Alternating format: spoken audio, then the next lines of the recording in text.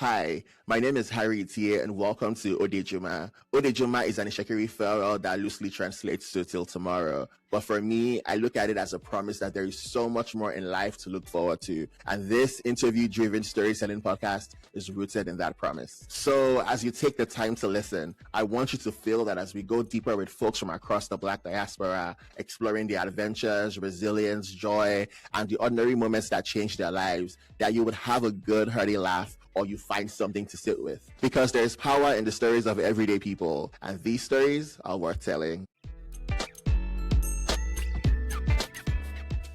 Hey all, welcome to another episode of Odejuma. I'm super excited to be back and to be here with you. It's been such a great season so far, so I really appreciate the support. Remember, you can follow, if you're listening on Apple Podcasts, Spotify, Amazon Music, wherever you're listening to this podcast, you can also click the follow button because that also helps the algorithm to recommend our podcast. And if you're on YouTube, use the subscribe button as well. I'm so excited today. I have an exciting guest and with us today. I got Keith Parris, also known as Icy. Hi, Keith. How you doing? Hi, how are you? Thank you so much for having me, Harry. No problem at all. I'm super excited to get to talk to you, to dive right in, to jump right into the conversation. So for our viewers, or for our listeners who don't really know much about Keith, about who you are, can you, go a little bit deeper and let us know who you are? How did Keith Parris come to be? Yeah, well, Keith Parris, that's actually like my real name. So everyone online calls me like Icy because I have the whole like icy aesthetic. How I came to be like online, I started on like social media since like 2014, like now. So I started on Wattpad. So Wattpad is like, it's just like a website where you could like read like books and like fan fictions and stuff like that. So I started with that. And then I transitioned to like doing like makeup and fashion and stuff like that. So, but I really started like on Wattpad. So I have a book on my life called Amputee Story. So it's just basically like it's like a whole book just about like my life just as an amputee and like and I tackle certain like topics and subjects like like mental health, like eating disorder, self-harming problems and stuff like that. And then like I posted the book and then it blew up like overnight. And then literally like everyone under the sun started asking me, oh, like, what else you like to do? Because you write so beautifully. Your story is amazing. It's going viral. But like, what else do you like to do? And then I was like, okay, I like makeup and fashion. So then everyone from Wattpad followed me from like Wattpad to Instagram. And then that's when, I started like doing editorial looks, artistry looks. And then like I started like, campaigning for like a bunch of brands. It's like very well known, like Adidas, Jax Fenty, like Fenty Beauty, Huda Beauty. Yeah. And that's how I literally became in the makeup and like fashion world. Yeah, that is really amazing. You talk about, writing about your journey as someone who's an amputee. Can you talk a little bit about that to our audience? What was that like? How long have you been an amputee for? And what was it like growing up as an amputee? Yeah, so I've been an amputee my whole life. So the condition, I was literally like born like regularly, but my left like didn't have a particular bone like when I was birthed. So the condition was called like tibial hemimelia. So that just means that I didn't have like that bones, that tibular bone like on my left, like around my left leg. So they had to amputate from like above knee. So I'm kind of like above knee like amputee. So I was like this since birth. I know like online people thought like I like had cancer like growing up and then they had like to amputate from there. They thought it was like that bone cancer. I was like, no, it's not.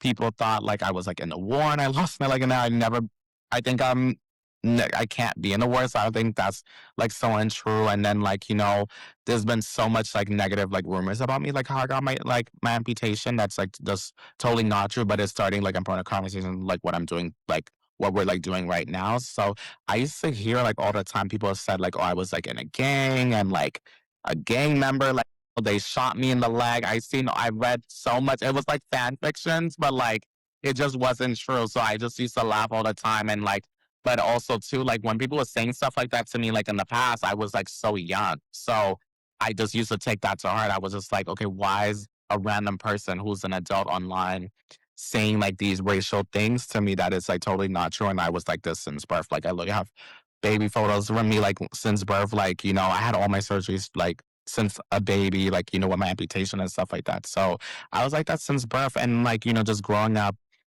in my childhood and like for even like in like grade school and stuff like that, I always say like it was very like interesting, I would say, because I think like when I was in public school, it was just a very different time. It's not how it was now. So I feel like in this generation, like people with disabilities, like any like special needs and stuff like that, they're getting the support like what they need now. But I feel like back in the day, like when I was younger, I always remember like it was always fighting like tooth and nail, like especially for my mother and father. Like I always remember them like always coming to my school, talking to my teacher, say like, oh, he needs this, like, make him do this, like, and like the school just wasn't like supporting me. And then even rather for the students, it was just like weird. Like they would just like, comment on my looks, like comment on my disability. I was the only one in my class that had like that had this disability, and like I just always felt like the odd man out because it's like, okay, I'm not seeing no one that looks like me. I mean, there's people in my class that have the same skin tone as me, or we're part from the same country, or like, we have the same like upbringing, but like they're still not looking like me. So that's was always like was like the big thing for me, like growing up as a child. Wow. Where did you grow up in? I grew up in Brooklyn, so I live in Brooklyn, New York all my life, but my family's from the Caribbean. So my mother's side, they're from Trinidad and Tobago, and my father's side's from Grenada. But like I was born and raised here in Brooklyn. Okay, shout out to that. Shout out to the Yeah. Caribbean. You talk about something very pivotal right now. You're Black, you're an amputee. I don't know if you want to talk about queerness in this moment, but you as a kid also figuring that out. So I feel like there are like three intersections Yeah. that you're navigating. How was that like navigating that? And then top of that again, you're also from like a immigrant household. So that there's also that layer. Can you go a little bit deeper into how were you navigating all these identities when you were coming up? Yeah, I think it was hard because like my mother's super old school, so like she like does not support gay people. Like she's like very like against that. Like even like from my career, like fast forwarding now, like to my career, like I've done so much things. I had like so much followers on different platforms. Some people notice me like in public and stuff like that. But like she doesn't even like the limelight. Like she's just very like super low key and stuff like that. But like when I was younger, I just always remember. I feel like Caribbean people, especially like old school Caribbean people, they really care about what people outside the household would think about you and stuff like that. So I always remember mom saying like, oh, like you gotta be like this, you gotta be a certain like this. I don't want X, Y, and Z saying this about you. I don't want to hear the neighbors and stuff saying about you. So all the stuff like what she was like telling me, I feel like it was internalized, and I'm like, it didn't even like make any sense. It's like you care about like what people who doesn't live in our house is thinking about us. I'm like, that makes no sense. You should live your life freely and who you are as a person. So I always remember me like when I was in high school, me and her fought tooth and nail a lot because I think that's when my career was really blowing up a lot. Like the book was still doing amazing. I was getting like brand deals from like makeup brands and like fashion brands like left and right. And I was like I was comfortable in my skin. I fully came out that time. I was comfortable in my queerness and stuff like that. And my mom was just not having it. There's been times like she like threw away my makeup. There's been times like she would see me on social media and be like, oh, "You need to delete this," or like she would like put like just poison my head. She would really like try to like gaslight me and tell me like, oh, "You think this brand who you're working with, you think they like you? Like no, they're like making fun of you. They're like, you're being like an example. You're being a caricature and stuff." But she would put all this poison in my head that clearly is not true because she's saying like how could she say like, oh, how could you work with this brand? Like this brand is making fun of you behind your back. But I think it's, I think it's something to say if like a brand is like reaching out to me and like, want to work with me, number one, using me for like my image, like for campaigns, and three, paying me like big money too. So I'm like, they gotta like me. I don't think like what you're saying is true. Like it was just like poison. So like, that's like honestly like, how it was like for me and her. What is the relationship like with your mother right now? Oh, that's the $1 million question everyone always asks. So like, I'm 27 now, and yeah, this is gonna feel like I'm on Housewives. Like it's just given tit for tat. Like it's given Tom and Jerry. It's given cat and cat dog. Like it's really just given that. Like I think me and her we see each other. Like like I do my thing.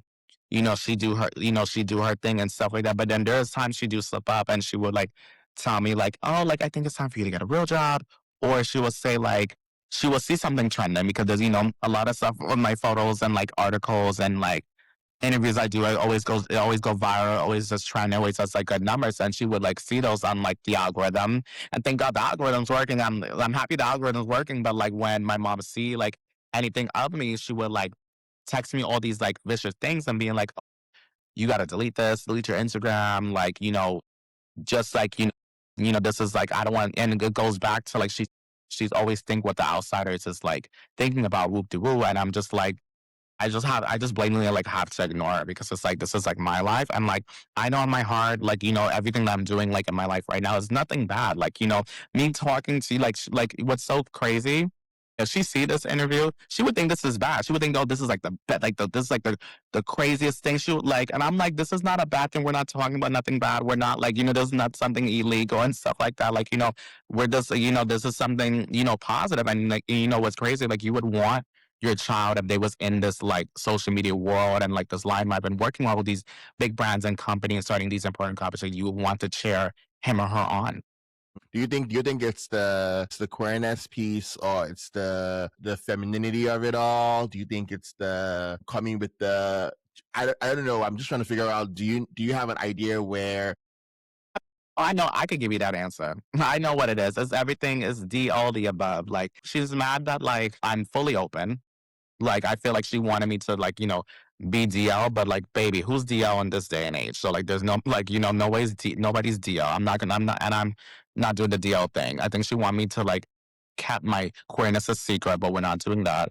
I think the feminine thing, like she's kind of like trip out with about like just me like wearing makeup because there's been times like she's seen photos of me wearing makeup and stuff like that, and she literally like said in my face, she was like, "Oh, you look like a clown," or like, or are you like? She will say like derogatory like comments that's like leading towards like it's hard for a trans community. She will say it to me in my face, and I was like, "Girl, you can't say that." Number one, and number two, it's like I'm not.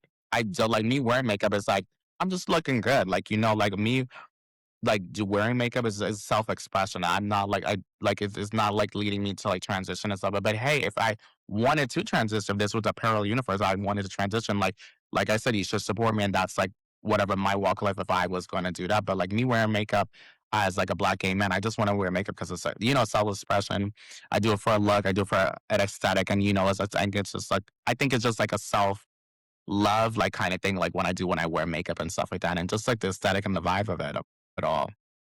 yeah, I'm curious, how do you navigate, because there are many queer people in the world who are dealing with not having families' full acceptance of their identity, right?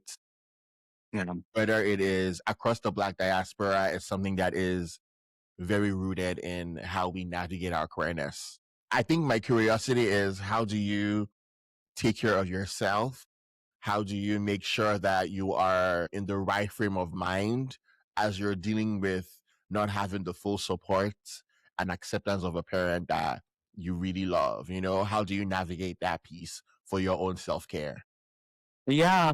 I think how like I just like protect my peace overall, like when it comes to her or just even anybody who don't support like my walk of life or my sexuality and stuff like that.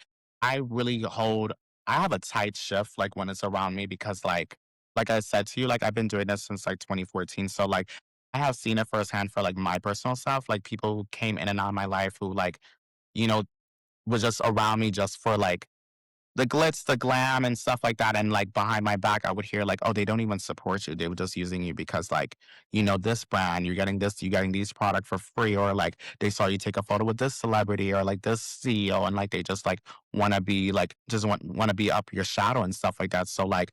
I'm very intentional who I bring around my circle and like in my life and stuff like that. So I do have a chosen family, like, and I love them so dearly. And they're like the best for me. Like I always talk to them like about like like we all talk to each other like what we're going through. We always hang out. I always like, go out to them with parties, but not even only parties. We like go to each other's house. We talk about like when we like conversation that we have, like we really have like really deep, like personal conversations, like what me and you was having and just like also to just like what we're going through like mentally, physically, and like spiritually. So like I love like my chosen family. They're like the best friend group ever. And like, I have a lot of like women friends who are like so dear to my heart. I have like some women friend that like I'm like the nephew for their child. So like I'm always with them, always helping them take care of their child and like just being like a ear, like a shoulder to them. Like one of my other best friend, like Monica, I love her like dearly. Like we always like on the phone like 24/7. We always go to like we always hang out like in the city. We always go to like Aritzia or like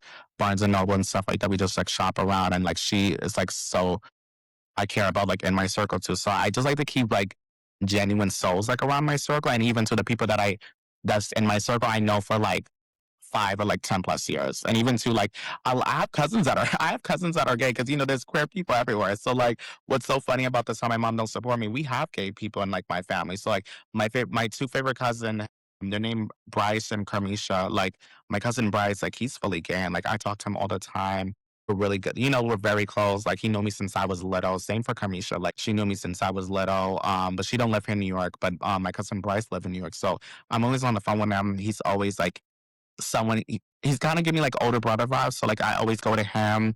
I always like kiki to him, talk about like boys. I'm like, oh my god, I was like venting. I'm like, oh my god, let me talk about this boy. Or like it's all like he will always see my location and like text me like, where are you like hosting now? Where are you going? Like what club are you at hosting right now? I see you at this place. He would text me be like, oh my god, you ran into one of my friends. I was like, and I'd be like, oh my god, stop. That's one of my friends. And like we just have a lot of like mutual like friends and like people like we have in common. Yeah, yeah. It's nice to have family that gets you. It's nice to have chosen family, friends you can lean on, people that you can. I think that queer people across the ages have always had to rely on that. So I'm really happy that Yeah. that is something that you have. Our persona is Icy. Tell me about the origin of Icy. Where did Icy come from? That came from the rapper Sweetie. So like she was on Twitter, some like she tweeted like, oh, I want to read a new book. Like anybody had a recommendation. Somebody like tweeted at her and they tagged me. They was like, "Oh my god, you should read Amputee Story." They was like telling her a little about it, and then I was, I saw the tweet. I was like, "Oh yeah!" Like I posted a link, with, like tagged her too. I was like, here, it's about this. That person's right." And then like she retweeted me. She was like, "I don't like." She was like, "I don't even know who you are, but like you made me cry, like reading the book, and like you just went through so much, and I'm just grateful you overcame like so much. So like." Like you're like the iciest like person ever. And then I was like, I retweeted her. I was like, oh my God, thank you so much for the feedback. And then I was like, should that be my nickname? And she was like, yeah, you're literally the IC warrior. So I was like, okay, because I was already saying like amputee warrior, because I think my name was just like Keith Parris Amputee Warrior, and then she just put icy in front of it. So I was just like, okay, I like that. I was like, that kind of go, that kind of was my aesthetic. And then at that time too, I was like, I've always been into jewelry. Like I love like gold jewelry. It's like my ring right here, but like I love like a good like sterling silver, like diamond jewelry. So I think at that time my aesthetic was changing too, and like I was like rebranding myself. So the whole icy thing, it kind of like worked and like it's like, it's like it's a good term of endearment. It doesn't mean like being bougie or anything. I think for me, when people call me icy, I think it's kind of like, it's like a it boy nickname. It's like when I go out, it's like, okay, that's icy. It's like, when I go out, it's like, I have like a cool outfit. I have the jewelry. I have like everything. I'm with my chosen family, everything. And like, I'm just like, it's just good energy and good vibes. That's amazing. I have a curiosity. You talked about now you're the IC amputee warrior. What does that mean for you? How do you embody that title of being the IC amputee warrior? I think it's like a superhero title. It's like, it's like me being like the IC amputee warrior is like, it's like I'm gonna be breaking in these doors in like this industry. So like if I gotta be the first like amputee like guy to be on a campaign, a TV show, or even in just a conversational piece, if they're talking about like, mental and physical health, disability representations, or like, influencers like, like who does like makeup, fashion, lifestyle, like whatever, like I want to be a part of those conversations. Just even also bring that representation to the screen if it's like on social media, in the media, like whatever I do, like with my career and like, so on and so on. Yeah. And where would you say disability representation is right now, currently in this climate that we're in? Yeah.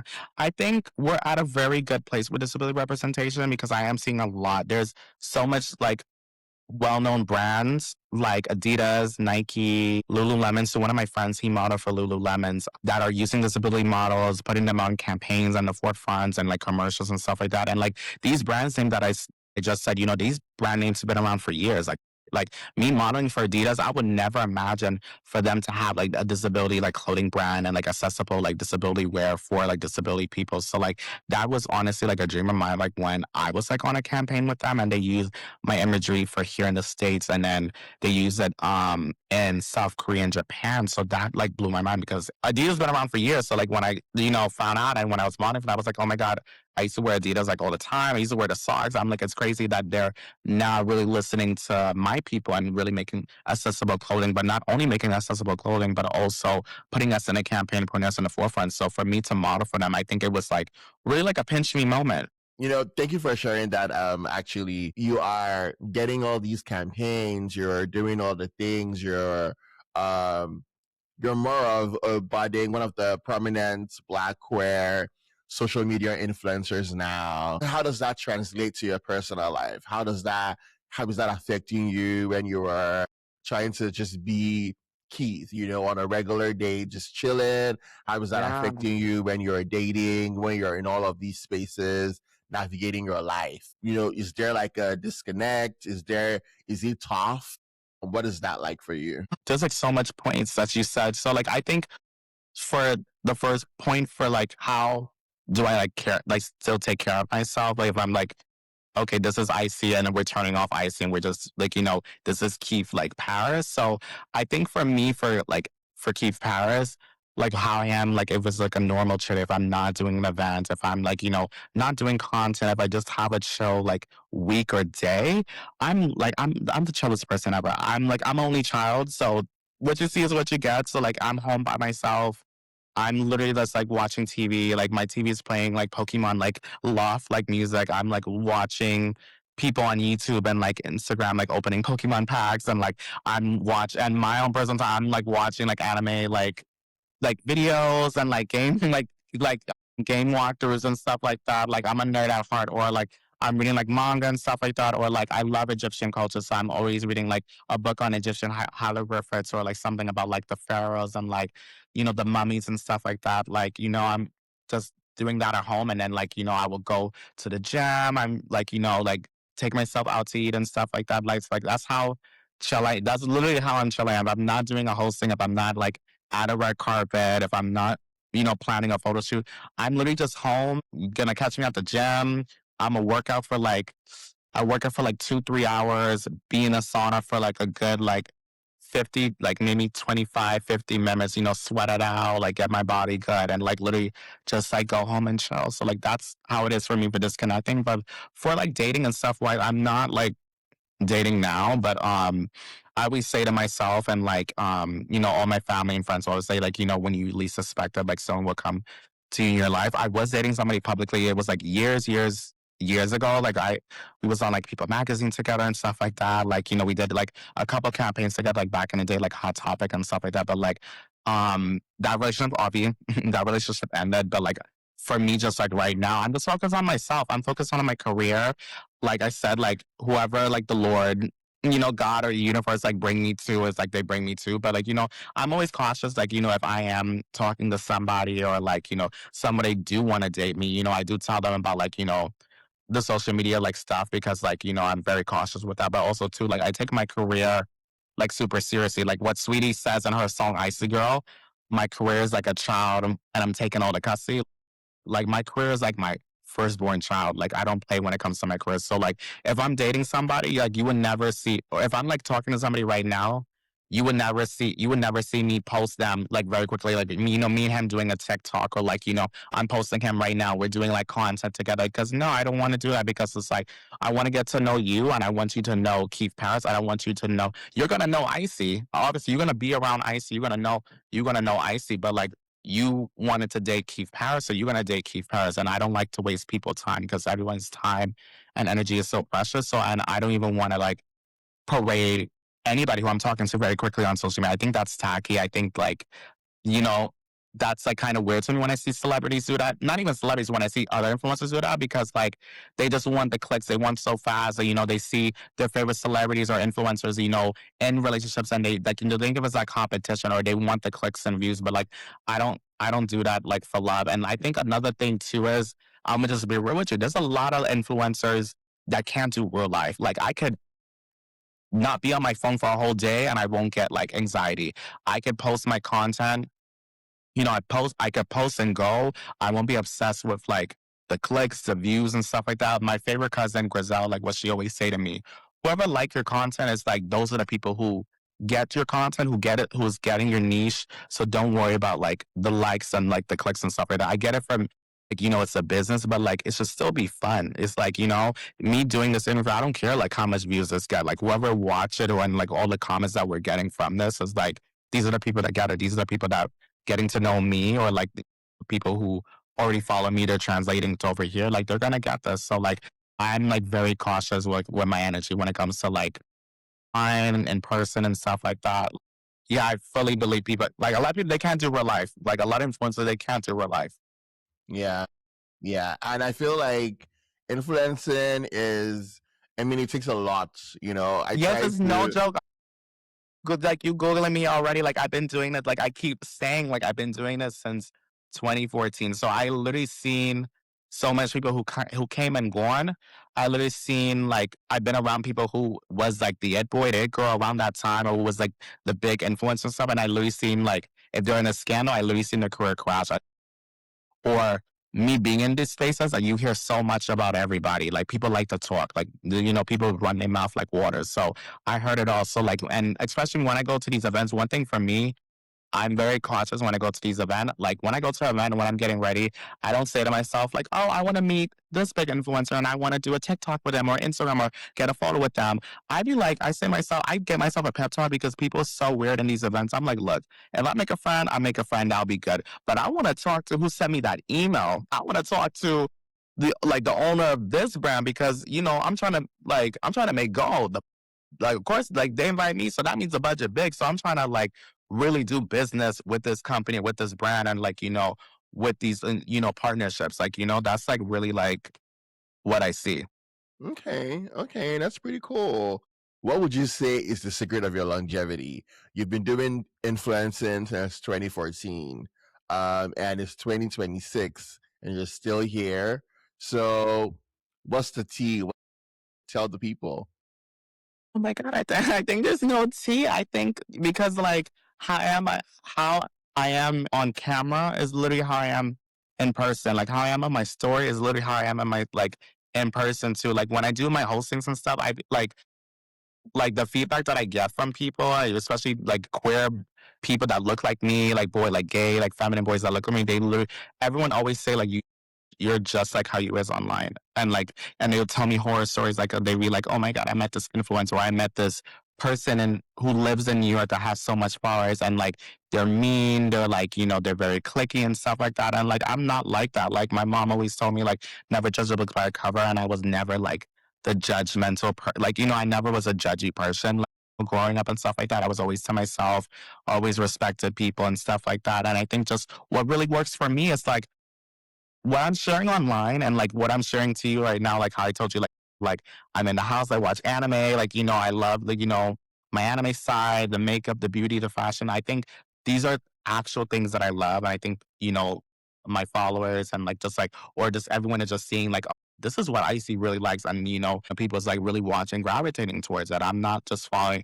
I'm not. If you notice from my content too, like I'm not using any audios or doing certain things that are like a trend. I may do like a makeup look trend that's popular, but it takes a lot for me to do like a makeup trend because I personally really have to get inspired. I'm not gonna do a makeup trend just because I see somebody like, I don't know, like Lily Hoover is like, she's doing it and I see like Bobby Hoover is doing it and stuff like no, I personally have to like really vibe with it and really see, especially for our audio, like a TikTok audio, like this like I won't do a TikTok on it just because it's trending right now, like right now. Like, I literally just did the coconut water audio with my best friend right now. And like, but like when that came out, I was like, do I really want to do this? But like it wasn't gravitating towards me. But I did it with her because she does TikToks and I'm like, okay, it works for her brand. And actually, you know what? It's kind of the vibe now when I really get into like really know the song. And it's going back to what I said. I'm always intentional when I'm looking at, when I'm seeing, when I'm bringing around my energy and my aura because I really don't play that. Yeah, yeah. I have a curiosity though, because we're talking about influencing, right? And a huge part of why you're a big influencer, why you're doing what you're doing, is because of your story that you wrote and shared in 2014, or as early as that time when you were very young and you shared your story and you were vulnerable about your experiences. As you continue to go through this influencing life, do you ever feel pressure that you have to constantly talk about some of those things to be able to maybe have relevance, or that, how do you balance your life experience as someone who is Black and queer and an amputee, as opposed to, constantly saying that I'm going to have to always, use this part of my story as a means of making money. I don't know if I'm making sense, right? Yeah, like making the kind, yeah, like making money, like revenue, or like staying relevant, like in this time because you're saying Yes. I've been doing it So for how do you years. Yeah, balance it out? Like that, that you yeah. don't feel like, I yeah, just mean, exploiting your pain basically for profit. yeah. I mean, I'm not ashamed with what I've been through. And like, I am coming out with another book and it's going to be a continuation of the first book. And it's good. And I'm going to be real with you. It's very more deeper. It's more, we're getting more deeper into like what I'm feeling. And also too, like, I felt like from that first book, that was in 2014. So if you think about it, I was a preteen at the time.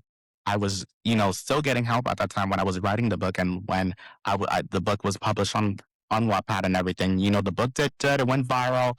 I was getting clean at that time and everything. And I was staying with my sobriety and everything from my eating disorder and self-harming problem. And, every time when the anniversary came, I always said to myself, like, oh, I probably want to do a photo shoot. I'd love to do like, like a meetup. There's been so much brands in the past that asked me like, oh, hey, like your book anniversary is coming up. You want to do like a meet and greet? There was like many makeup, skincare brands. I remember brands used to send me like congratulate anniversary, like congratulations flowers, like for the first book. And I was just like, I feel like I'm not ready. I feel like there's still, I just want to live life and, maybe still write more. And like, I always still write because, writing is so therapeutic. I can't just keep Yeah. everything like, bottled up in my heart and my soul. So like I was still writing and, going back to my old, my relationship, like when my partner broke up with me, like I did relapse back and I didn't relapse that just because I didn't realize it because like, he broke up with me, like, oh, like, oh, my life is over. Like, he broke up with me. No, I relapsed back when he broke up with me because like the certain things he was saying and like, it kind of was replaying in my head. He kind of felt the way how he was sounding, he sounded like the bullies that was in my life since like I was younger.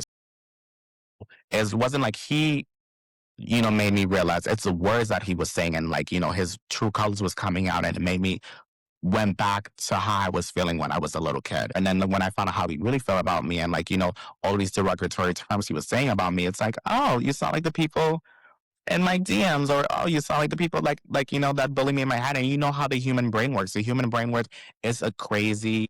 And when you hear one thing about yourself that's negative, you keep replaying in your head and you get insecure, you keep double doubting yourself. And I think that's like what happened. And, Yeah. I'm comfortable sharing my story now and I'm happy that like you and everyone is going to read the book and like just a little more tea about you. There is going to be an audiobook and like, I'm happy that, we're going to read it and we're going to listen and I want you guys to be on this ride with me because like from the first chapter of it, it's going to, it's going to be dark. It's like, and like I don't like I said, I don't feel ashamed, but I want people to like listen and read this new book and like, enjoy this ride because it is dark, but also there is a light at the end of the tunnel. And like the light is like I'm still here. I'm still doing my thing.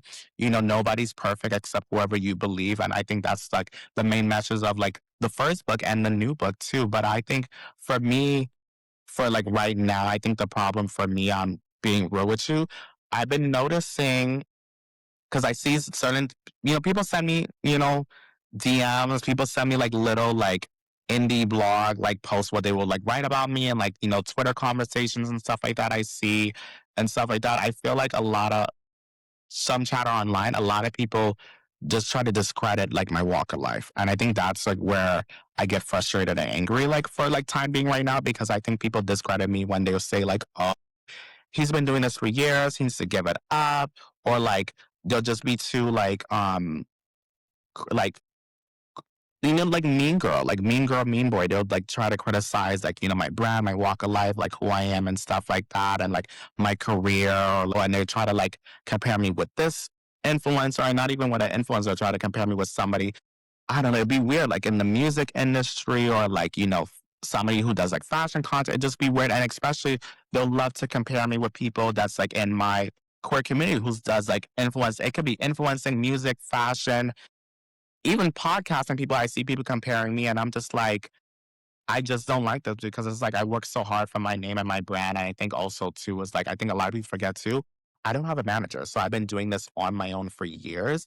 I had management in the past and it just, never work out or fall out. And like, that was like when I was like so young. But like all these deals and stuff that I'm telling you now, it's like I got these on my own. I have no manager, I have no team, I have no publicist. I do have a business partner, which is like my childhood best friend.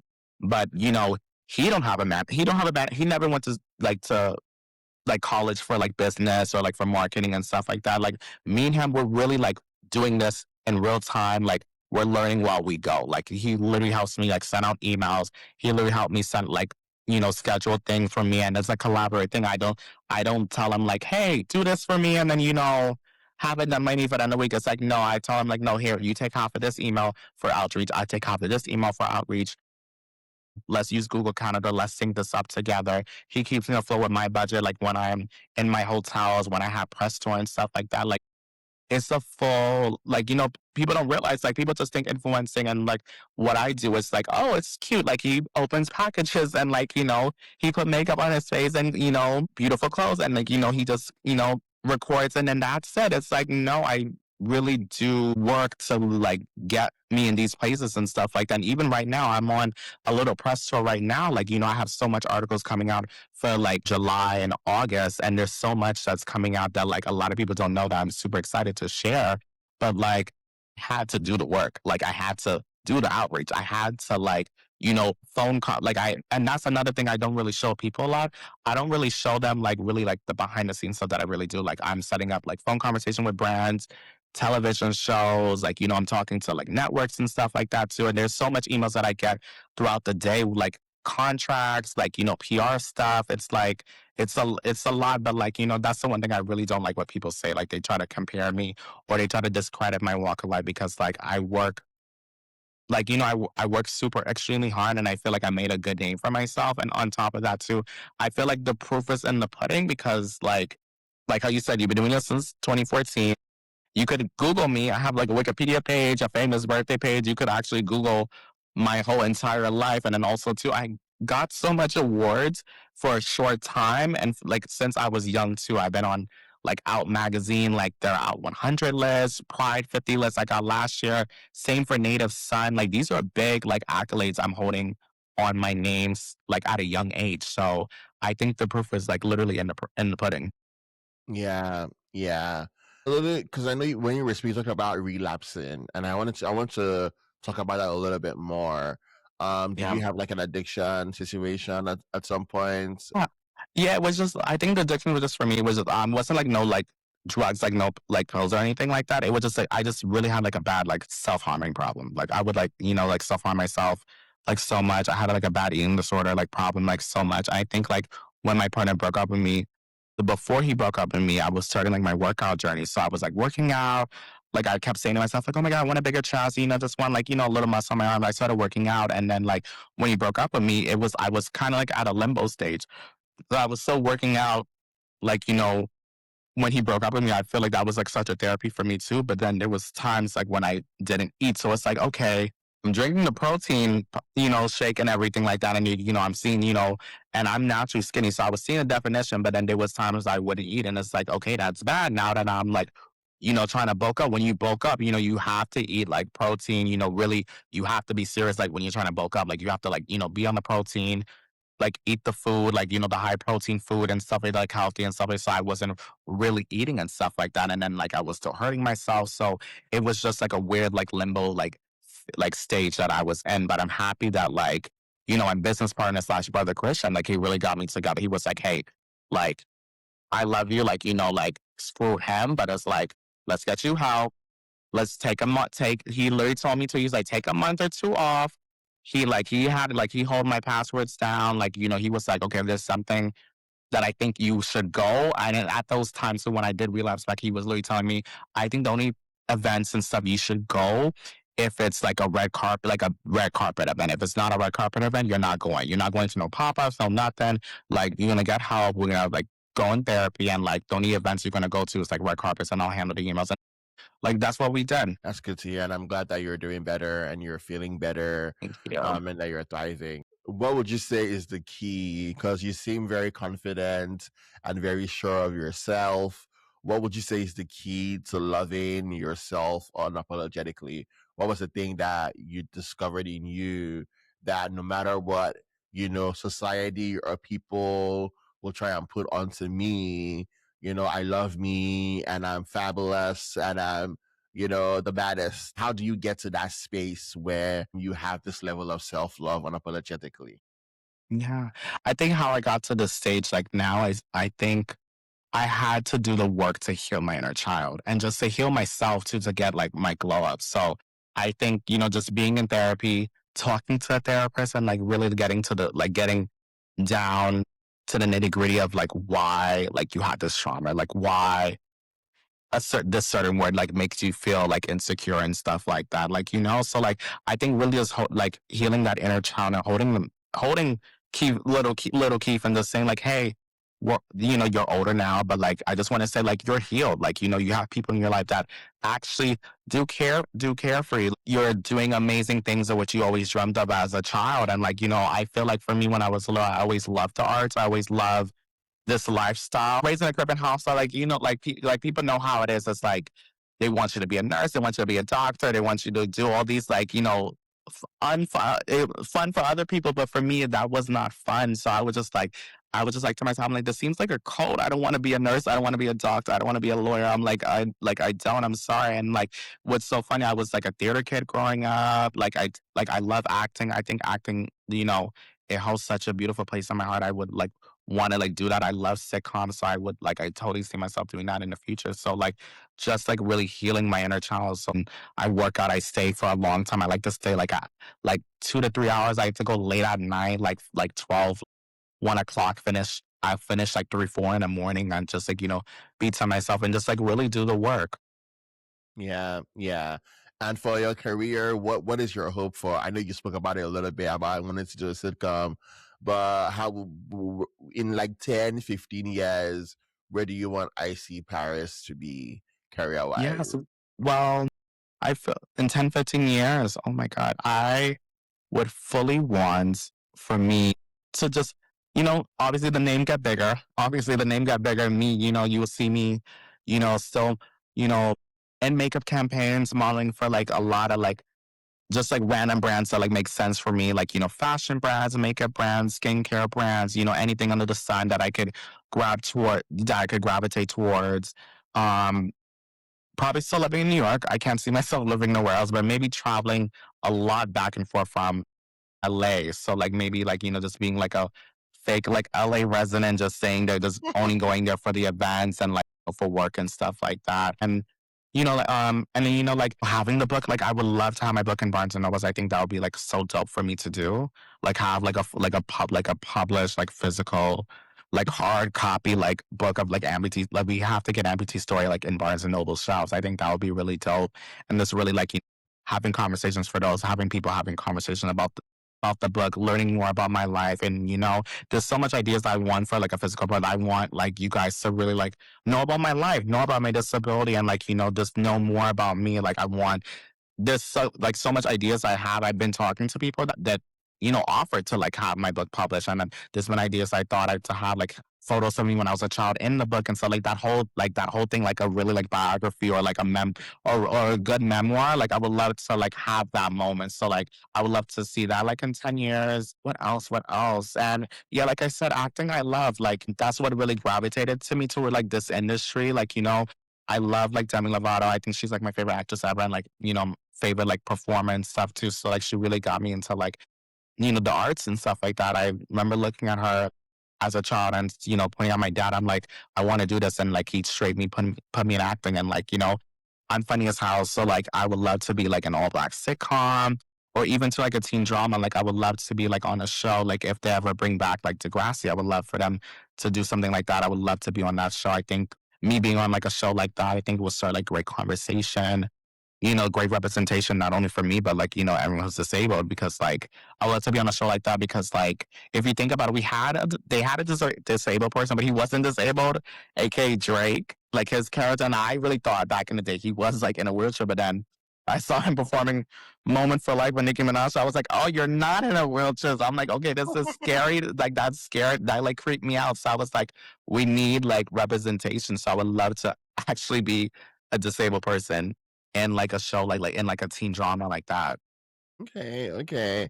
So the goal is, more makeup campaigns, a lot more Wow. work in pop culture spaces, whether it's acting or movies or TV shows. That's pretty good from your lips to God's ears. It can very much happen. Yeah. Yeah, it can. I mean, it could. And also, too, I would love to do reality TV. There's been a couple people that have been slid in the DM, so you never know. Okay, okay. Yeah. I would love to do Chase. I would love to do Chasing series if they ever Ch- do New York. Chasing New York. Yeah, I would love to do Chase. Yeah, if they ever do a Chase in New York, I would love like to do that. That would be so fun. Hey, never say never. You can reach out to them and be like, "Hey, what's good?" And because I know there's LA, there's Dallas. What's up? I've Are been you gonna hearing be? people been saying I've been hearing they said they've been hearing rumors about they want to do New York. So like if they do New York, like I think they should have like a bunch of OG New Yorkers first and foremost, born and raised. I think we should take the first dibs, and then you guys can bring. We call them transplants. You guys will bring the transplants like in the show, whatever. Okay, okay, cool. Okay, cool.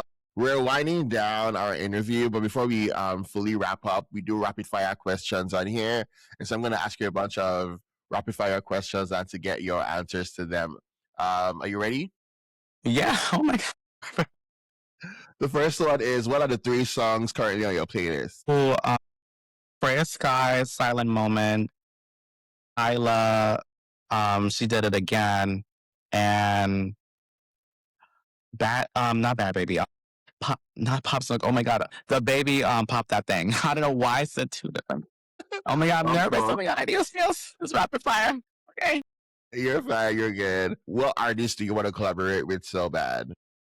Ooh, dream cut like anybody, like makeup wise or just anybody. Yeah, maybe makeup wise, fashion, Ooh, acting, in all your interests. Who would you want to collaborate with so much? I'll give you two for makeup and one for acting. So for Okay. makeup, I'd love to collaborate with like Huda Beauty, Huda Katan. She knew me since Okay. I was 19. I would love to be on a campaign. Rihanna for Fenty Beauty. She reposted me, so I want to like meet her in person. Finally, we can meet face to face because, like, she was feeling your boy and she reposted. I was the only person on her campaign she reposted, so I need to meet her. And then for acting, um, I love just the show I really love and I can see myself on. I love the Miss Pass show that's on BET.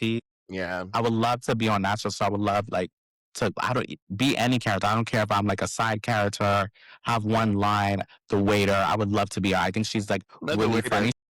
Yeah, like the waiter, I don't care. Like, the way how she like is so funny. She reminds me of like Bernie Mac, like a female Bernie Mac. And I love like the Bernie Mac show. Like growing up as a child, I used to watch it when I was little. I would love to do like the Miss Pass show. That would be like so cool. your Black comedic history. You pulled Bernie I mean, Mac. that's how. I mean, Can't you see I'm black? Like I know, like I was raised like on all these amazing shows. Like I love like Miss Pat, like Bernie Mac, like Sister Sister. Oh my god, Miss the Parker Show. I would have killed to be on that show too. Like oh my god. Yeah, those are good. Those are good shows. Those are good shows. Yeah. I know you say you like anime. Do you ever cosplay? I do, yeah, yeah, I do. It's on my TikTok. What do you mean? I did so much. Like, I mean, the Yeah. Naruto team reposted me too. I did not. I done Naruto. I done Ken Kaneki. I done Deku. Deku got I would say Deku have got got me like into like a bunch of anime doors because he was the first character I cosplayed the creators of My Hero, they reposted me and they sent me an email. They was like, "Oh my god, you did so good! Like it's so cool!" And like Viz and Crunchyroll like reposted me and everything. And I met so much reps from them. And they was like telling me like, "Oh my god, you're so talented and like what you do." Okay, cool. So, is there an anime character that you'd cosplay for the rest of your life constantly? If you had to pick one that you would cosplay for the rest of your life, what anime I character would would that cosplay for be? probably Deku because honestly, I look good in green. So like every time I have to like recreate him or like, he has so much rendition of his outfits. Like he has his like regular one. I think like his one that I want to recreate one of his ones is like his movie one is like that whole like he's wearing the mask and like his whole outfit is distressed. I want to do that one so badly. Or like his movie one is like the neon glow in the dark one. I look good in green, so like I don't mind like doing my eyebrows green and like getting like temporary color like mousse and like doing it all green and stuff like that because I look so good in green. So I don't mind every time I have to be him. I don't mind being him. Okay, okay, cool. That's good. Yeah. Where is your dream travel destination?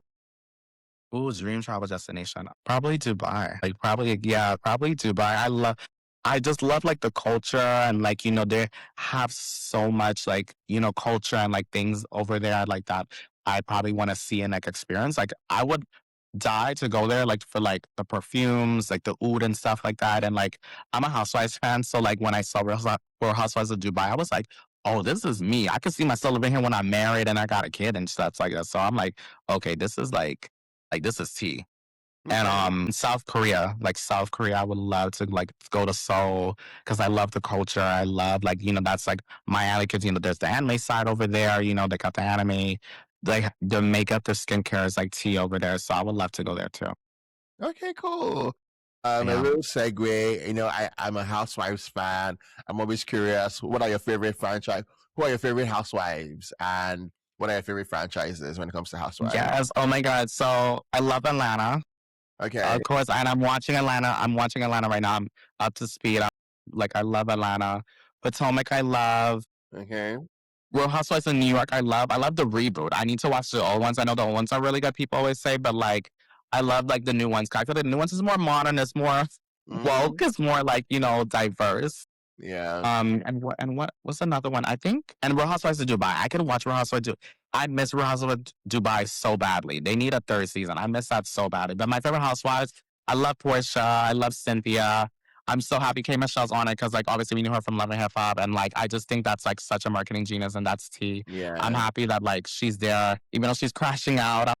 But like she's so good. I hope she's back next season. I'm like fingers crossed. Like Yeah. I love Karen Huger. I love the Grand Don. Like I be calling myself the Grand Don. I love the Grand. I love Okay. like Wendy. Yeah, I love like Wendy, Candace, Yeah.